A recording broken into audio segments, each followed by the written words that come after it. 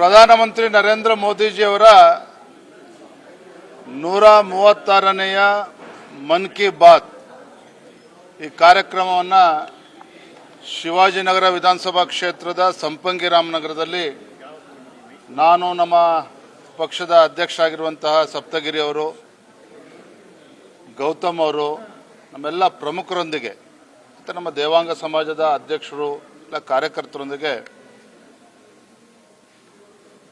ಮನ್ ಕಿ ಬಾತ್ ಕಾರ್ಯಕ್ರಮ ನಾವು ವೀಕ್ಷಿಸಿದ್ದೇವೆ. ತಾವೇ ಗಮನಿಸ್ತಾ ಇದ್ದೀರಿ ಯಾವ ರೀತಿ ಪ್ರಧಾನಮಂತ್ರಿಗಳು ಈ ಕಾರ್ಯಕ್ರಮದಲ್ಲಿ ಯಾವ ರೀತಿ ನಮ್ಮ ಕಾರ್ಗಿಲ್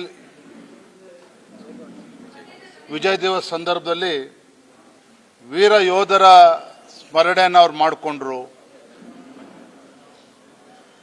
ನಮ್ಮ ಮಹಿಳಾ ಕ್ರಿಕೆಟ್ ತಂಡ ಲಾರ್ಡ್ ಏನು ಟೆಸ್ಟ್ ಮ್ಯಾಚ್ ಅನ್ನು ಗೆದ್ರು ಅದನ್ನು ಕೂಡ ಉಲ್ಲೇಖ ಮಾಡಿದ್ರು. PV ಸಿಂಧು ಅವರು ಜಪಾನಲ್ಲಿ ಏನು ಗೋಲ್ಡ್ ಮೆಡಲ್ನ ತಗೊಂಡ್ಕೊಂಡ್ರು ಶಟಲ್ ಬ್ಯಾಡ್ಮಿಂಟನಲ್ಲಿ, ಅದನ್ನು ಕೂಡ ಉಲ್ಲೇಖ ಮಾಡಿದ್ರು. ಬಹಳ ವಿಶೇಷ ಅಂತ ಹೇಳಿದ್ರೆ ಇಂಟರ್ನ್ಯಾಷನಲ್ ಫಿಸಿಕ್ಸ್ ಒಲಿಂಪಿಯಾಡ್ ಅಲ್ಲಿ ಭಾರತದ ನಮ್ಮ ಯುವಕರ ಸಾಧನೆ ಬಗ್ಗೆನೂ ಕೂಡ ಶ್ಲಾಘನೆಯನ್ನು ಮಾಡಿದರು.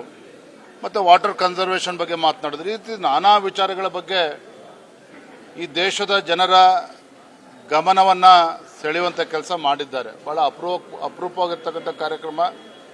ನಮ್ಮೆಲ್ಲ ಕಾರ್ಯಕರ್ತರೊಂದಿಗೆ ಇಲ್ಲಿ ಬಂದು ನೋಡೋದಕ್ಕೆ ಅವಕಾಶ ಸಿಕ್ಕಿರ್ತಕ್ಕಂಥ ನನಗೆ ತುಂಬ ಸಂತೋಷ ಆಗಿದೆ.